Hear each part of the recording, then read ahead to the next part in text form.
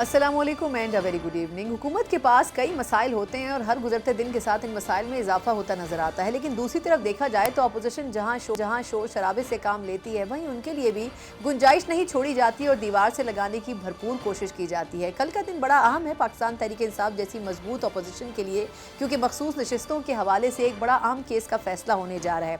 دوسری طرف دلچسپی کی بات یہ ہے کہ چیف جسٹس آف پاکستان کے حوالے سے بڑے سنگین قسم کے الزامات تو نہیں، لیکن کم از کم کویسچن مارک ضرور ریز کیے گئے ہیں بانی چیئرمین پی ٹی آئی کی طرف سے، اور خاص طور پر فیصلہ آنے سے ایک دن پہلے بانی چیئرمین کا یہ کہنا کہ وہ اور ان کی جماعت ان کے اوپر عدم اعتماد کرتے ہیں، یقیناً بہت سے سنگین سوالات کھڑے کر دیتا ہے۔ لیکن سیاسی طور پر دیکھا جائے تو نہ ہی اپوزیشن اور نہ ہی حکومت دونوں کسی کمفرٹ زون میں نظر نہیں آتے ہیں، اور دوسری طرف پاکستان پیپلز جیسی اپورچونسٹ پارٹی یہ کہتی نظر آتی ہے کہ پازیٹیو پالیٹکس کی کمی پاکستان میں نظر آتی ہے۔ کس حد تک پازیٹیو پالیٹکس کرنی ہے اور آخر کن سیاسی جماعتوں نے کرنی ہے؟ آیا جو اپوزیشن میں رہ رہی ہیں انہوں نے کرنی ہے یا پھر جو حکومت میں ہیں انہوں نے کرنی ہے؟ بظاہر دونوں طرف اس کا فقدان نظر آتا ہے۔ وجہ کیا ہے اور اس کے اثرات کیا ہوں گے، اسی کے اوپر پروگرام کے پہلے سیگمنٹ میں بات کریں گے، اور اس بات کرنے کے لیے سینئر تجزیہ کار ارشاد بھٹی صاحب میرے ساتھ موجود ہیں، اور بڑے عرصے کے بعد انہوں نے ہمیں وقت دیا۔ ارشاد صاحب پہلے سے سر آپ کا بہت شکریہ۔ لیکن اب یہ فرمائیں کہ آپ کی مسکراہٹ سے تو میں سمجھ چکی ہوں کہ آپ جو سوچ رہے ہیں وہ تعریفاً تو نہیں ہو سکتا، لیکن اس حکومت کو کہاں ریٹ کریں گے؟ مطلب اپوزیشن یہ کہہ رہی ہے کہ جی ہمیں دیوار سے لگا رہے ہیں، لیکن حکومت کے لیے بھی کوئی گنجائش نہیں چھوڑی ویسے بظاہر آئی ایم ایف نے۔ کبھی بجلی کے ریٹ بڑھا رہے ہیں، کبھی پیٹرولیم مصنوعات کے ریٹ بڑھا رہے ہیں، تو جتنی گالیاں ان کو پڑ سکتی ہیں بیچاروں کو عوام سے وہ تو پڑ ہی رہی ہیں بظاہر۔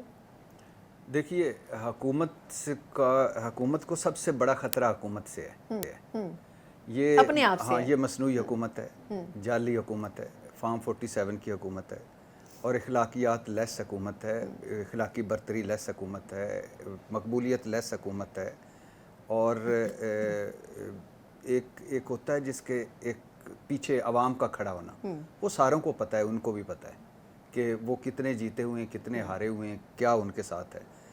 دوسری بات کہ یہ میں اکثر مجھ سے وہ جب بھی ہم سوال پوچھتے ہیں کہ یہ مسائل کب حل ہوں گے، میں ان کو کہتا ہوں کہ ہمارے اصل مسائل ہیں آصف علی زرداری صاحب، شہباز شریف صاحب، نواز شریف صاحب، یہ ہمارے اصل مسائل ہیں۔ اس میں خان صاحب کو آپ شامل نہیں کرتے؟ نہیں کرتا۔ اس کی وجہ یہ ہے کہ عمران خان کو 3.5 سال ملے ہیں حکومت کے لیے، یہ 40 سال سے ہیں، پچھلے 40 سال سے چہرے بدل کم از کم 2-3 دور تو ملتے انہیں، اب یہ کہنا چاہ رہے ہیں پہلے ہی مکمل ہو جاتا تو اب تک وہ فارغ ہو چکے ہوتے، جتنی وہ غیر مقبولیت کی انتہا پہ تھے۔ بالکل ایسے ہی ہے۔ تو اگر ان کو پہلا مل جاتا، 13 ضمنی انتخابات ہارے تھے وہ اپنے حکومت میں، تو ان کو اگر 1.5 سال مل جاتا دیکھ لیتے نا وہ۔ اچھا، یہ بھی ویسے بڑا دلچسپ ہے کہ حکومت ضمنی انتخاب ہارتی نہیں، ان کی حکومت ہارتی جاتی تھی۔ اس کی وجہ یہ تھی کہ عمران خان سے توقعات کا جو انہوں نے اپنے لیے خود اخلاقی بار سیٹ کیا ہوا تھا وہ بڑا ہائی تھا، اس میں پھر وہ لوگوں کو لگا کہ یہ تو وہی آ گئے ہیں، یہ جو ان کے ارد گرد ہیں وہی لوگ ہیں، تو پھر کیا تبدیلی آئی؟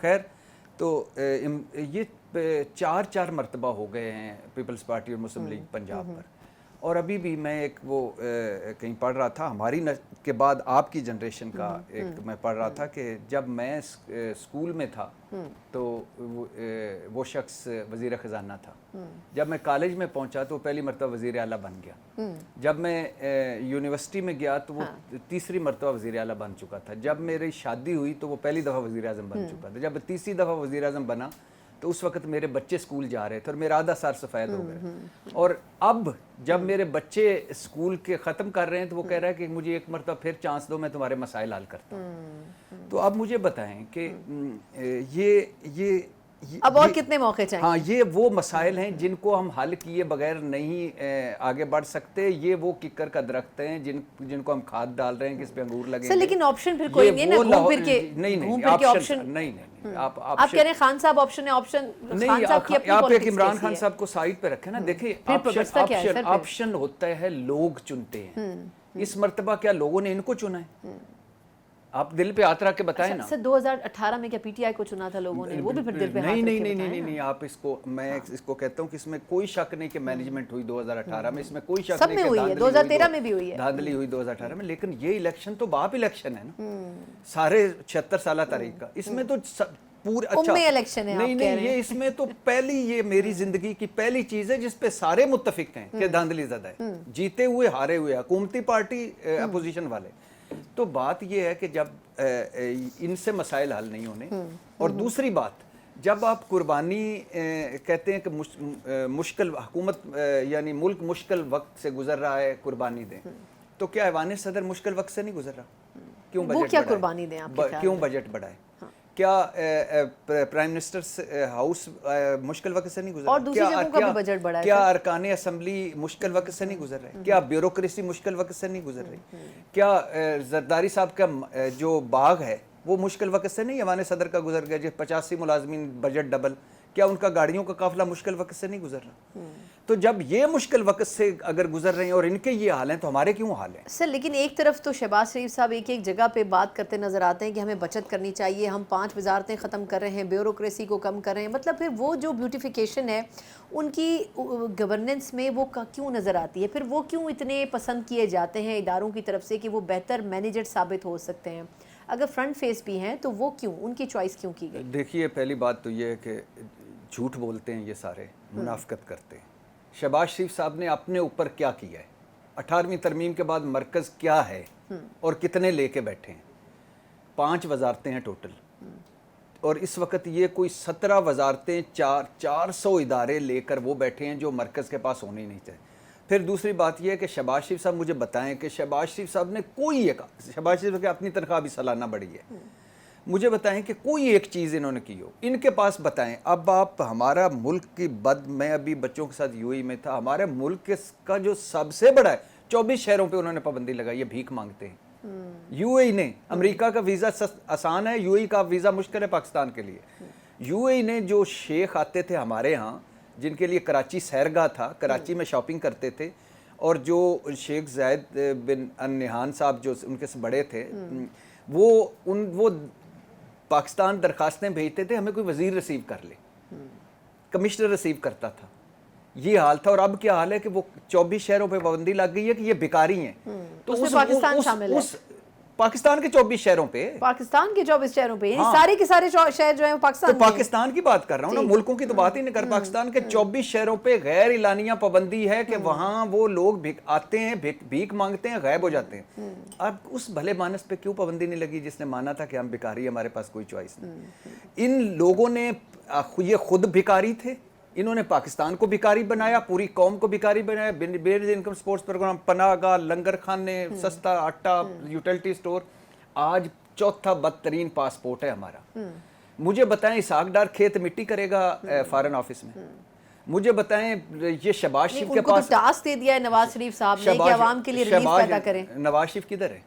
وہ وہی ہے جہاں تھے۔ 18ویں مرتبہ لانچنگ کی، کبوتر اڑانے سے طوطے اڑنے تک کوئی نظر آتے ہیں؟ چوتھے دن ان کے جو نوازے ہوئے دانشور ہیں نا ہمارے، نواز شریف اب متحرک ہونے لگے، بھائی ہو جائیں خدا کے لیے، اب بس کریں۔ اور دوسری بات یہ کہ دیکھیں مجھے سمجھ نہیں آتی، اچھا کیوں نہیں ہو سکے متحرک ویسے آپ کے خیال میں؟ کس لیے؟ وہ لوگ کہتے ہیں وہ استعمال ہو گئے اس پوری سچویشن میں۔ استعمال کس طرح ہو گئے؟ کیا کوئی وہ نیلسن منڈیلا تھا کہ اسے استعمال کر لیا؟ بھائی وہ تو اس کے ساتھ تو جو کچھ ہوا سارے اس کی سلیٹ صاف ہو گئی، بچے آ گئے، اسحاق ڈار آ گیا، 16 ارب کا منی لانڈرنگ کیس ختم ہو گیا، ایون فیلڈ، فلیگ شپ، العزیزیہ، سارے مک گئے۔ اب وہ گھر بیٹھو، کیسز ختم ہو گئے، جو مشکوک سیٹ پہ ایم این اے بن گئے، اقلیت میں ہو کر حکومت بنا لی، بیٹی وزیر اعلیٰ، ابھی بھی استعمال کیے۔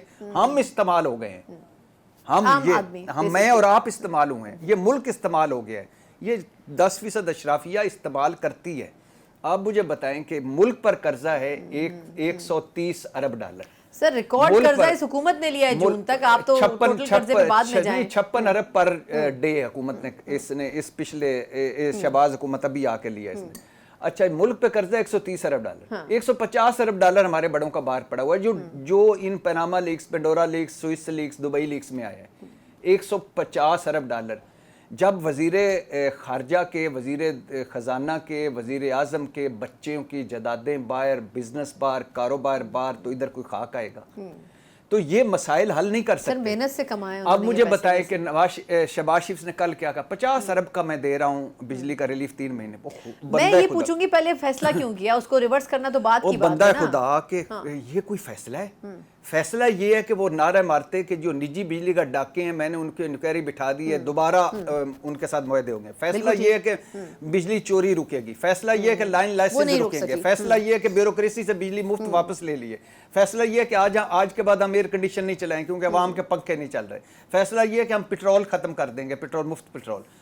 फैसला ये गैस, ये क्या है, इधर से उठा के इधर, इधर से उठा के आईएमएफ के अब देखें थोड़ा प्रैक्टिकली भी बताएं ना, आईएमएफ की वजह से इनके पास चॉइस क्या है? आईएमएफ ने कहा है जी आपने ये काम करना है, अब इनके पास अल्टीमेटली चॉइस तो नहीं, इन्होंने तो कबूल कर लिया कि ये बजट आईएमएफ की वजह से बनाया है। 1990 में नरसिम्हा राव ने एक बुनियाद रखी, उस पे सर वो मॉडल भी उन्होंने किसी हद तक कहीं और से कॉपी किया था। मैं कह रहा हूँ जहां से भी कॉपी किया नहीं, लेकिन उन्होंने अप्लाई जरूर किया। 90 में गुड बाई कह दिया। उनके पास क्या चॉइस है?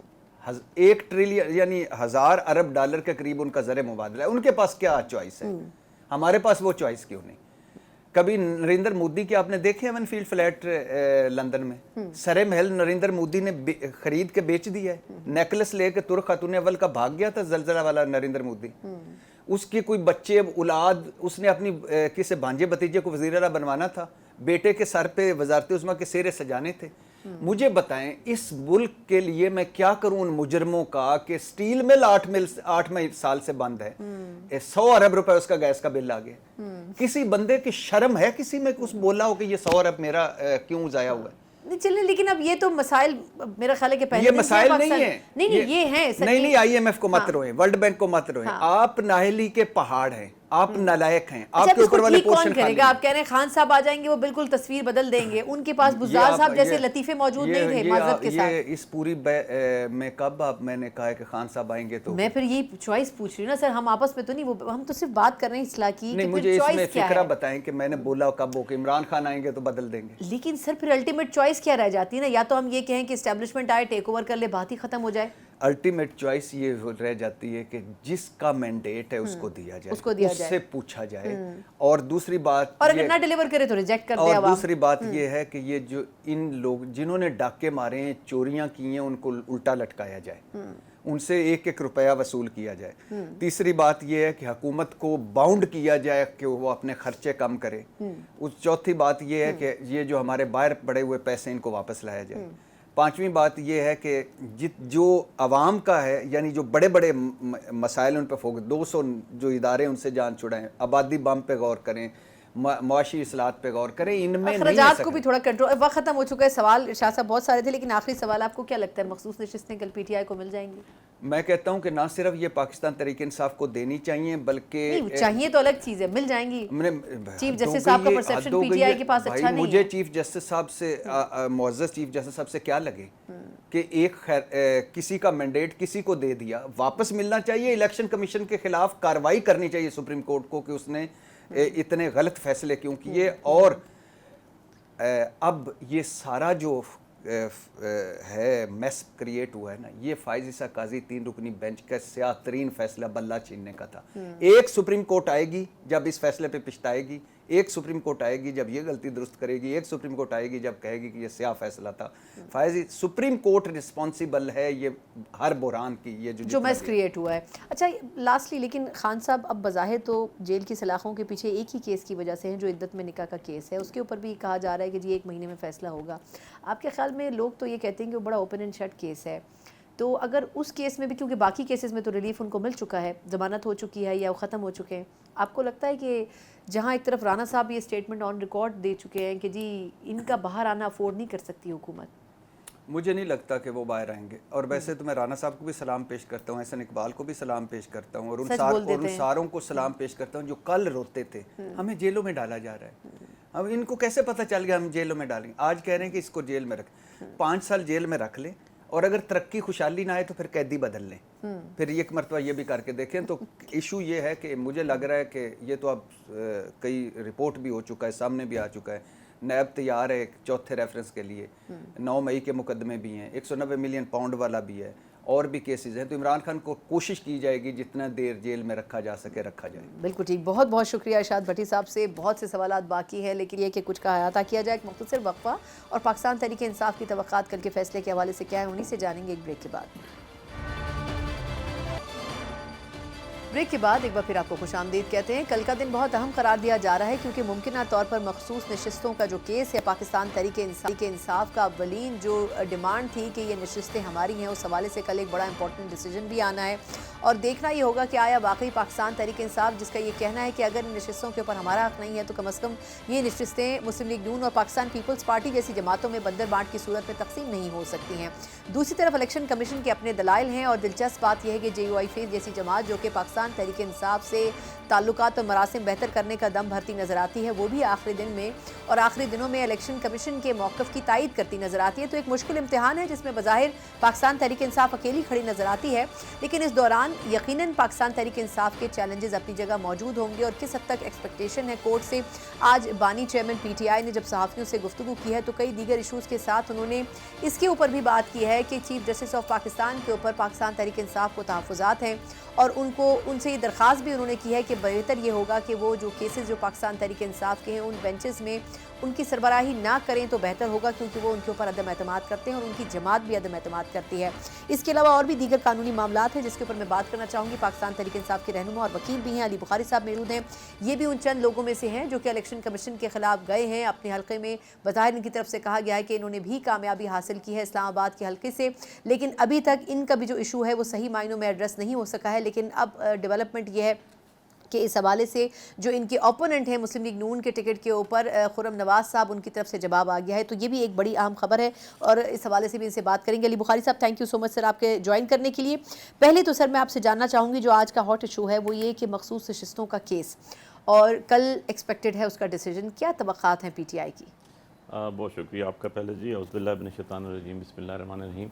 देखिए जी, हमारी एक्सपेक्टेशंस तो हमेशा बड़ी हाई रही हैं, क्योंकि जब आप ऑन मेरिट्स जाते हैं, किसी चीज़ को भी मेरिट्स के ऊपर परखते हैं, तो आपकी एक्सपेक्टेशंस भी और आपकी तवक्कुआत जितनी भी हैं वो यही होनी चाहिए कि ये आपको मेरिट पे आपका हक मिल जाएगा। सो ये हम समझते हैं जी, एज अ पार्टी मैं बात कर रहा हूँ कि हमारा ये हक है, क्योंकि ये जो मुतनासिब नुमाइंदगी होती है ये एक तनासब से होती है, तब इसको जो है वो मुतनासिब नुमाइंदगी कहा जाता है। अब उसके लिए इक्वेशन क्या है? इक्वेशन ये है कि 265 अगर आपकी नेशनल असेंबली में सीट्स हैं तो उसके ऊपर जो है जो पार्टी जितनी सीट्स जीतेगी उसके प्रपोर्शन वाइज उसका स्पेशल सीट्स दी जाएंगी। अब रिसेंटली अभी जो आपने देखा कि जो ये इशू बना, ये ऑलमोस्ट 77 सीट्स के ऊपर इशू है, ये एक दो सीट्स नहीं है। यही बात अब जब मैं 77 सीट्स को डिस्कस करता हूँ तो मुझे बड़ी हैरत होती है। बड़े बड़े इंटेलेक्चुअल्स बैठे होते हैं, तो मैं उन्हें कहता हूँ यार ये 77 सीटों का फैसला होने जा रहा है कल, तो आपका प्रेसिडेंशियल इलेक्शन कैसे वैलिड है?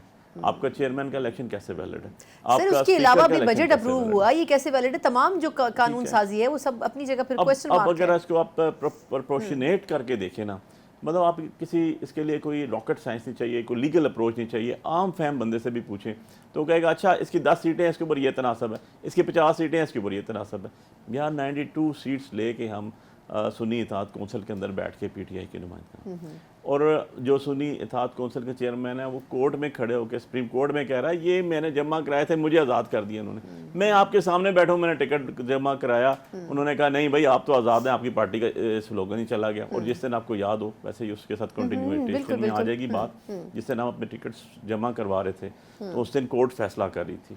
4 बजे टाइम था, 5 हुआ, 7 हुआ, 9 हुआ, 11 हुए, रात 12 बज गए और दरखास्त करती रही थी PTI के टाइम को एक्सटेंड करें। अब इशू ये है कि ऐसी सारी सूरत हाल में वो जो आपकी जजमेंट थी वो तो अंडर क्वेश्चन है ही है, क्योंकि ये सारी उसकी ऑफ शूट्स हैं। उस एक जजमेंट की ऑफ शूट्स हैं कि सारा पाकिस्तान आज दांव पे लग गया।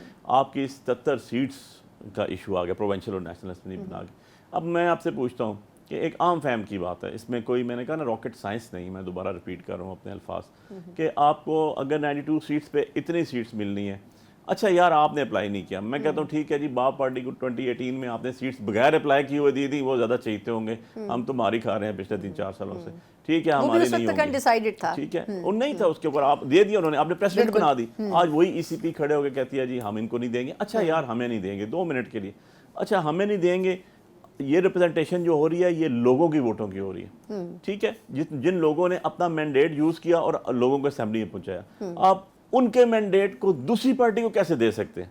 دس is a very simple question, اس میں کوئی کسی قسم کی سر لیکن وہ ایلوکیٹ تو ہونی ہے نا, اگر میں ٹیکنیکلی آپ سے پوچھوں وہ ایلوکیٹ تو ہونی ہے, تو پھر کس طرح ہوں گی؟ ان کو خالی تو نہیں چھوڑا جا سکتا, میں ویسے آپ سے قانونی طور پر جی خالی بالکل بھی نہیں چھوڑا جا سکتا. اب جب یہاں پر آپ آتے ہیں نا تو یہ سیکنڈ فیز آ جاتا ہے. اگر آپ میری سیٹس میں 92 سیٹ لے کے میری نمبر آتا ہے 0 اور جس بندے کی 1 سیٹ ہے اس کو آ جاتی ہیں 5 سیٹس, تو متناسب نمائندگی تو نہ ہوئی, لوگوں کی ریپرزنٹیشن تو نہ ہوئی. نہیں لیکن اب ایک کویسچن ہے, اگر میں ڈیولز ایڈوکیٹ بنوں تو سوال یہ ہے کہ وہ یہ کہہ رہے ہیں کہ جب پی ٹی آئی نے الیکشن لڑا تو اس وقت تو نہ ان کے پاس پی ٹی آئی کا ٹکٹ تھا, نہ اس سے پہلے میرا خیال ہے وہ سنی اتحاد کونسل کا حصہ تھے, تو وہ کنفیوژن تو اپنی جگہ موجود ہے. یہ کلیئرٹی موجود نہیں ہے کہ آیا وہ کس پارٹی کے تحت ہے, تب اس پارٹی کو وہ ٹکٹ یا ریزرو سیٹ دی جائیں گی نا. میں ویسے آپ سے ڈسکس کریں. دیکھیں میں نے تو خود الیکشن اسلام آباد سے کنٹیسٹ کیا نا 48 سے, ہم نے ٹکٹ جمع کروایا. جب آرڈر آ گیا سپریم کورٹ کا ہمیں آزاد کر دیا گیا. دیکھیں ایک جب کینڈیڈیٹ فارم جمع کراتا ہے نا تو اس کے پاس 5 فارم جمع کرانے کی ہوتی ہے, لیگلی اس کو رائٹ ہوتا ہے.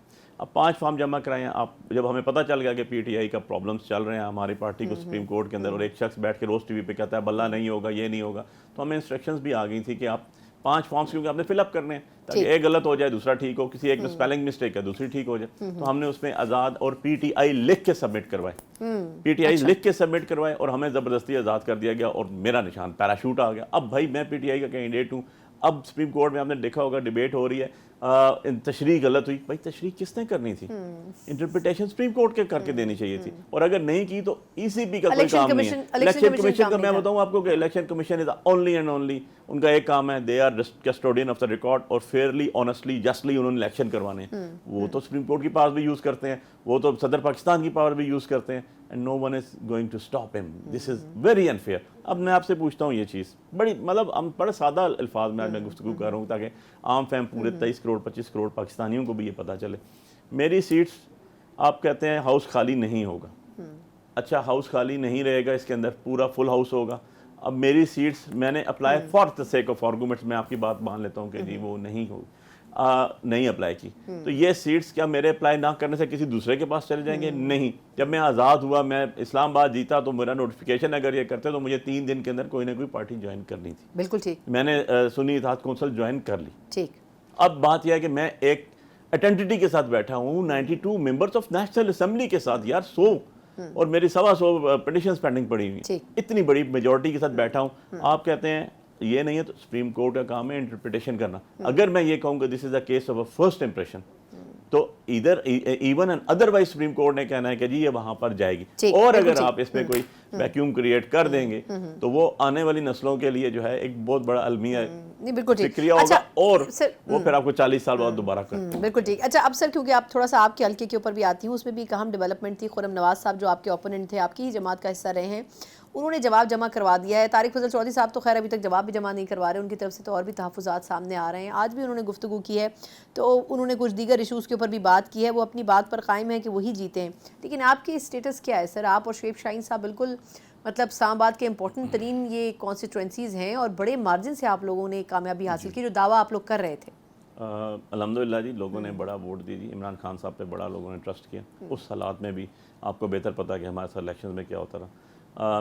میں آپ کو ایک ایگزامپل دیتا ہوں. NA48 اسلام آباد 3 میری کانسٹیٹوئنسی تھی, 261 پولنگ اسٹیشنز تھے, اور 37.5 یوسیز تھی. 37.5 کی 37.5 کمپلیٹ یوسیز میں جیتا ہوں ود ریکارڈ. میں پاکستان کا پہلا آدمی ہوں جس نے فارم 45 ٹیبل پہ رکھ کے صبح 5 بجے کیے تھے, اپنی پریس کانفرنس بھی کر دی تھی, آن ایئر کر دیے تھے. میرے اگینسٹ TLP الیکشن لڑی, ہاری. وہ مصطفیٰ نواز کھوکر صاحب لڑے, ہارے. یہ راجہ صاحب لڑے, ہارے. ان دونوں نے اسپیچز کی, انہوں نے شکریہ لوگوں کا ادا کیا. انہوں نے کہا لیب بخاری صاحب جیت گئے. فارم 45 لے کے عدالت پہنچ کے وہ اپنے, اور انہوں نے کہا جی کہ یہ ایکچوئل پوزیشن ہے, and he is the winner. اب ایشو یہ ہے کہ 8 فروری سے لے کے آج تک دیکھ لیں, میں 12 سے زیادہ پٹیشنز کر چکا ہوں ہائی کورٹ میں. میری ایک پٹیشن حامد خان صاحب نے کی, سپریم کورٹ میں بھی پینڈنگ پڑی ہوئی ہے. مجھے ڈے فرسٹ میں نے ECP میں لا تعداد اپلیکیشنز دیں ود پروف. ECP نے اسٹے کیا, مین ویل RO نے نوٹیفیکیشن کر دیا, وہاں سے سٹارٹ ہوئے. لیکن ابھی خرم نواز صاحب کا سٹانس کیا ہے سر؟ جی آج چلتے چلتے ہم لوگ یہاں اس نوبت پہ پہنچ گئے کہ ٹریبونل نے ٹیک اپ کر لیا. ٹریبونل کے اوپر پابندی ہے کہ وہ 180 ڈیز میں اس کو ایدر وے ڈیسائیڈ کریں. ٹریبونلز کے اوپر تو اعتراض بھی کیا تھا طارق فضل صاحب نے, خرم نواز صاحب نے کچھ دن پہلے. 2 مئی کو پہلی دفعہ ٹیک اپ ہوا کیس ٹریبونل میں اسلام آباد ہائی کورٹ میں, نوٹسز کیے گئے, 20 تاریخ کو دوبارہ ٹیک اپ کیا گیا 20 مئی کو, اور اس کے بعد 30 مئی کو دوبارہ 28 کی تاریخ تھی, 28 کو چھٹی دے دی گئی گورنمنٹ کی طرف سے 28 مئی کو, اور 30 کو دوبارہ ٹیک اپ کیا گیا. 7 دن کے اندر رپلائی جمع کرانا ہوتا ہے along with all affidavits, all form 45 and all documents جن کے اوپر رلائی کرنا ہے, جو انہوں نے نہیں کیا. 27 مئی کو 2 پیجز کا ایک رپلائی جمع کرایا جس کے اندر کوئی آبجیکشن نہیں لیا گیا کہ میری پٹیشن میں کوئی ٹائم بارڈ ہے یا کوئی قباحت ہے یا کوئی چیز ہے, ایبسولوٹلی ناٹ, اور وہ پارٹ آف دا فائل ہے. اس کے بعد اچانک جب ان کو پتا چلا کہ اب تو فارم 45 مانگ لی ہے آنریبل ٹریبونل نے, اس نے کہا دیں اور ہم اس کو ویریفائی کرا لیں گے, دودھ کا دودھ پانی کا پانی ہو جائے گا. فائن انف جی. ہوا کیا, انہوں نے ایک اپلیکیشن دی ECP میں, اور اس میں بائسنس اور نیپوٹزم اور پتہ نہیں کیا کیا ورڈز یوز کیے گئے, جس کے اوپر جو ہے within no time, within 2 days 3 کو وہ دائر ہوتی ہے, 4 کو فکس ہوتی ہے, 6 کو آرگومنٹس کر کے فیصلہ 10 کو سنا دیا جاتا ہے جی, اور ایکسیپٹ کر کے ٹرانسفر کی جاتی ہے, جس کو میں نے سیل کیا ہائی کورٹ میں ریٹ پٹیشن میں, اور آنریبل چیف جسٹس نے جو ہے اس کو اسٹے آرڈر گرانٹ کیا. مین وائل ایک لیجسلیٹر باڈی کے بیٹھے ہوئے, اسمبلی کے ہوتے ہوئے, سینٹ کے ہوتے ہوئے 3 دن پہلے اجلاس چل رہا تھا. صدر پاکستان جو خود نہیں تھے, کیئر ٹیکر صدر پاکستان صاحب, جن کی اپنی لٹیگیشن پینڈنگ پڑی ہوئی تھی ملک تیمور کے اگینسٹ, بیرسٹر ملک تیمور کے اگینسٹ ملتان والی سیٹ کی, انہوں نے ایک آرڈیننس کر دیا. میں نے آرڈیننس چیلنج کیا, آرڈیننس کے اوپر بھی اسٹے آرڈر اسلام آباد ہائی کورٹ نے گرانٹ کیا, اور آج اس کے اوپر ہیئرنگ ہوئی. اب جب راجہ صاحب سے پوچھا گیا جو ہمارے اگینسٹ کینڈیڈیٹ تھے کہ یار آپ تو 50,000 47,000 ووٹ سے ہارے ہوئے ہیں, تو انہوں نے میڈیا پہ, سوشل میڈیا پہ کورٹ کے باہر کھڑے ہو کے کہا کہ جی میں نے تو RO سے فارم لیے ہیں اور وہ ٹیسٹ کرا کے جمع کروا دی. میننگ بائی کہ انہوں نے آج بھی خود ایڈمٹ کیا ہے, پارٹ آف ریکارڈ, متی اللہ جان کو انہوں نے دیا فراہم کیے ہوئے نہیں ہے. انہوں نے کہا میں نے RO سے لیے ہیں, RO سے لے کے میں نے سائن کر کے تو جو ہے وہ ٹیسٹ کرا کے تو میں نے جمع کرا دی. What is form 45؟ فارم 45 یہ ہوتا ہے کہ آپ کا جو بھی بیٹھا ہوتا ہے الیکشن پولنگ ڈے پہ, آپ کے ایجنٹس بیٹھے ہوتے ہیں, پریزائڈنگ آفیسر بیٹھا ہوتا ہے, اسسٹنٹ پریزائڈنگ آفیسر ہوتا ہے, جتنے کینڈیڈیٹس ٹاپ 5 7 10 ہوتے ہیں, وہاں پر رزلٹ جب کنکلوڈ ہوتا ہے اس کے بعد سب کے سائن لیے جاتے ہیں, تھم لگتے ہیں اسسٹنٹ پریزائڈنگ کے اور پریزائڈنگ آفیسر کے. ایک کاپی وہ اپنے پاس رکھتا ہے, ایک پیسٹ کرتا ہے, تصویر لیتا ہے جس کو EMS سسٹم کہتے ہیں, جس کے لیے الیکشن کمیشن آف پاکستان نے 38 کروڑ روپیہ دیا. اب موبائل سروس بند کر دیں, EMS سسٹم چلے گا, کیونکہ اس نے وہاں پر تصویر لینی ہے اور اس کو تھرو کر دینا. ٹھیک ہے, اور وہ RO کے پاس آئے گا. آج ہم نے ہائی کورٹ میں کہا کہ جی EMS سسٹم تو لے ہیں نا, سارے غلط کہہ رہے ہوں گے, وہ غلط نہیں ہوں گے. اور میں آپ کو ایک بڑی انٹرسٹنگ بات بتا دوں یہاں کہ میں نے اپنی پٹیشن میں 96 کے قریب پولنگ اسٹیشنز تھے جن میں انہوں نے سویپنگ کی اور بدلے ہیں وہ, اور 10,000 کا گیپ دیا ہمیں, 45,000 سے جیتے ہوئے کو 10,000 سے ہرایا. ان سب میں جتنے بھی پریزائڈنگ آفیسرز تھے اور اسسٹنٹ پریزائڈنگ آفیسر تھے, میں نے سب کو وٹنس بلایا. میں نے کہا ان کو بلا لیں, ان سے او دے دیں, انہوں نے رزلٹ دیا. چلیں لیکن اب سر کیونکہ وقت تھوڑا سا کم ہے بخاری صاحب, لیکن آپ کے خیال میں تو مجھے مختصراً بتا دیں کہ آپ کی کیا توقعات ہیں کہ کتنے دنوں میں یا ہفتوں میں, مہینوں میں یہ معاملہ حل ہو سکتا ہے. سر دوسرا مجھے کوئی کویسچن آپ کا آنسر چاہیے کہ خان صاحب نے آج صحافیوں سے بات کرتے ہوئے کہا کہ چیف جسٹس صاحب کے اوپر ہم ٹرسٹ نہیں کرتے ہیں, وہ ہمارے بینچز کو ہیڈ بھی نہ کریں, اس کے اوپر آپ کا کیا ٹیک ہے سر؟ اچھا, پہلا کویشچن جو آپ نے کیا اس کا تو جواب بڑا سمپل سا ہے کہ ہمارا جو کیس ہے وہ ڈاکومنٹری ایویڈنس کا ہے. وہ اسٹریٹ اوے ایک ڈاکومنٹ ہے, میں آپ کو دیتا ہوں, آپ جہاں مرضی ویریفائی کرا لیں. اور وہ میرا ڈاکومنٹ میرے پاس کہاں سے آیا, آپ کے جو لوگ مقرر کیے گئے تھے, جن کو ٹریننگ کی گئی, ان کے سامنے پریشن حسین کے ساتھ تھے, اور EMS سسٹم موجود ہے جس کی کاپیاں نہیں دے رہے ECP والے بھی اور RO بھی. نمبر 1.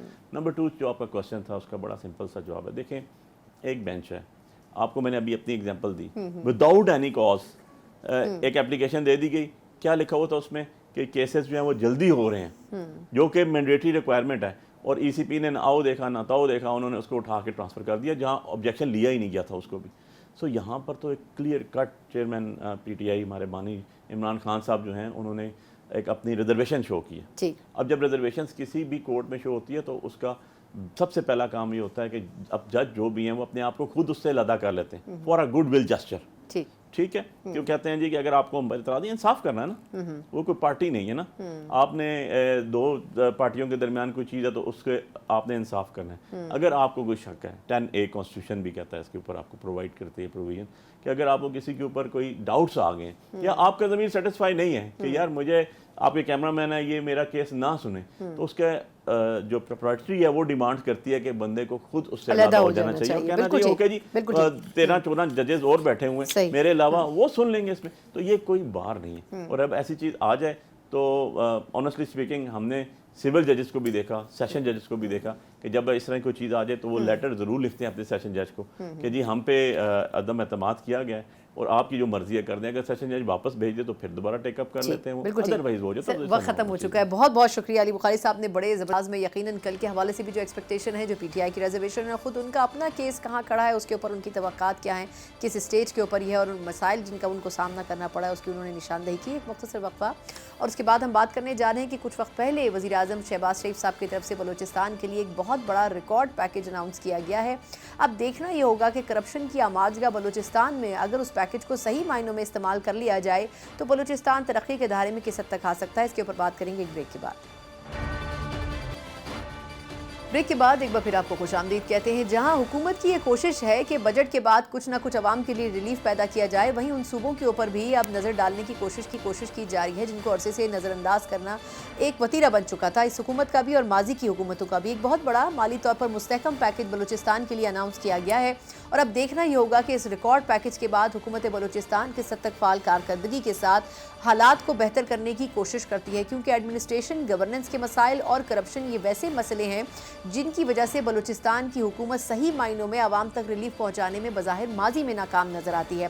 اس وقت کی حکومت سے کیا توقعات رکھنی چاہیے اور کس حد تک ٹرسٹ بلڈ اپ کر سکی ہے یہ حکومت وفاقی حکومت کے ساتھ, اور خاص طور پر اس پیکیج کے بعد اب کیا تبدیلی ہونے جا رہی ہے بلوچستان کے اندر, اسی کے اوپر بات کریں گے. ہمارے ساتھ ترجمان حکمران شاہد الدین صاحب موجود ہیں.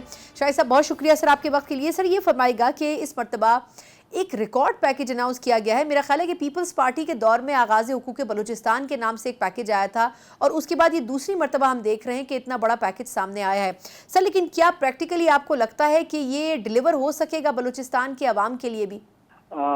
بالکل یہ 100% ڈیلیور ہوگا. اس میں ایک چیز آج آپ کو دیکھنی ہوگی سنا, پرائم منسٹر میاں محمد شہباز شریف صاحب جو ہیں انہوں نے اس بات کو فیڈرل کیبنٹ میں ایڈمٹ کیا ہے, ایکسیپٹ کیا ہے کہ چیف منسٹر بلوچستان سرفراز بگٹی کی جو کارکردگی ہے اسے انہوں نے جیسے کہتے ہیں خراج تحسین پیش کیا, اور انہوں نے یہ بتایا کیبنٹ کو کہ کس طریقے سے انہوں نے بلوچستان کے 28,000 جو زمینداروں کا معاملہ تھا جب وہ ان کے نالج میں آیا. سنا ایک ہسٹوریکل فیکٹ یہ ہے کہ یہ زمینداروں کا کوئی تقریباً 15 سال سے یہ مطالبہ تھا.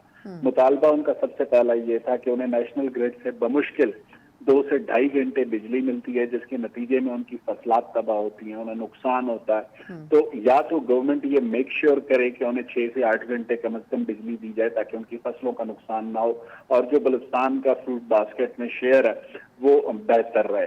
تو ہمیشہ ہر حکومت اس معاملے کو سرخ فیتوں کی نظر کرتی رہی, چاہے وہ قوم پرستوں کی حکومتیں رہیں یہاں پر ماضی میں اور چاہے وفاق پرستوں کی. لیکن کرنٹ گورنمنٹ نے جب یہ احتجاج بلوچستان صوبائی اسمبلی کے سامنے آج سے چند ماہ قبل آیا تو چیف منسٹر نے جب ان سے بیٹھ کے ڈسکشن کی تو دے ور ریڈی کہ اگر ہمیں سولرائز کیا جاتا ہے, سولرائزیشن کی طرف لے جایا جاتا ہے تو ہم نیشنل گریڈ سے ڈسکنیکٹ ہونے کو تیار ہیں. جو لائن لاسز کے مسئلے ہیں وہ بہتر ہو سکتے ہیں. تو چیف منسٹر نے ان سے کمٹمنٹ کی کہ وہ فیڈرل گورنمنٹ کے ساتھ اس معاملے کو ٹیک اپ کریں گے, یا تو وہ انہیں بجلی لے کر دیں گے, اور اگر بجلی لے کر نہیں دے سکتے, اس کے مسائل ہیں, بلوچستان کا رقبہ بڑا ہے اور لائن لاسز زیادہ ہیں, ایشوز ہیں, تو پھر وہ اس کو سولرائزیشن کی طرف لے جائیں گے. تو یہ آپشن پروونشل گورنمنٹ نے فیڈرل گورنمنٹ کے سامنے ٹیک اپ کیا, اور انیشیل ڈیز میں ایسا لگا کہ ایک بار پھر یہ پروجیکٹ کہیں سرخ فیتے کی نظر ہونے جا رہا ہے, پھر ریڈ ٹیپزم کا شکار ہونے جا رہا ہے. لیکن آپ کو کریڈٹ دینا ہوگا 2 لوگوں کو, چیف منسٹر بلوچستان سرفراز بگٹی اور پرائم منسٹر شہباز شریف کو, کہ دونوں نے پولیٹیکل اونرشپ کے ساتھ, پولیٹیکل ول کے ساتھ یہ فیصلہ کیا, اور بلوچستان کے 28,000 زمینداروں کو اب گورنمنٹ ریلیف بالکل ٹھیک ہے. اچھا شاہد صاحب, میں بالکل معذرت آپ کی بات کاٹ رہی ہوں وقت کی کمی کی وجہ سے. اچھا مجھے ایک اور پہلو پہ بھی آپ سے رائے جاننی تھی. یہ فرمائیے گا کہ سپریم کورٹ کی طرف سے سابق ڈپٹی اسپیکر ہیں قومی اسمبلی قاسم سوری صاحب, ان کی جائیداد کا تنازع آپ کو بھی یقیناً آپ کی نظر سے گزری ہوگی یہ بات. بلوچستان حکومت کو آرڈرز کیے گئے ہیں سر کہ اس کی ڈیٹیلز بھی فراہم کی جائیں, اور اس کے علاوہ دیگر اس حوالے سے ایکشن لینے کے لیے بھی ذمہ داری بلوچستان حکومت پہ عائد کی گئی. سر اس کے اوپر بھی اگر مجھے مختصراً کامنٹ کر دیں. سر دیکھیں, سپریم کورٹ کی طرف سے یا ہائی کورٹ کی طرف سے, چاہے عدالت عظمیٰ ہو یا عدالت عالیہ ہو, جو بھی آرڈرز آئیں گے, گورنمنٹ آف بلوچستان ہمیشہ رول آف لا پر بلیو کرتی ہے اور عدالتی احکامات پر اس کے جسے کہتے ہیں من و ان عمل کرے گی, کیونکہ اس میں کوئی political victimization government of Balochistan یا فیڈرل گورنمنٹ نہیں کر رہی. واضح احکامات ہیں اور وہ اگر احکامات سپریم کورٹ کی طرف سے جیسے ہی ریٹن آرڈر ہمیں موصول ہوں گے سپریم کورٹ سے گورنمنٹ آف بلوچستان پر تو ان پر منوان عمل کیا بالکل ٹھیک. بہت بہت شکریہ شاہد الدین صاحب, ترجمان حکومت بلوچستان ہمارے ساتھ موجود تھے. اس حکومت کے پاس یقیناً ایک بڑا نادر موقع ہے کہ عوام کے لیے ریلیف کی گنجائش پیدا کی جائے. ایک بڑا اماؤنٹ ان کو پیکیج کی صورت میں وفاقی حکومت کی طرف سے دیا جا رہا ہے, اور اگر اس کو واقعی عمل درآمد کر لیا جائے تو بلوچستان کے حالات بھی اکثر بدل سکتے ہیں. اسی نوٹ کے ساتھ پروگرام سے مجھے اجازت دیجیے. اللہ حافظ.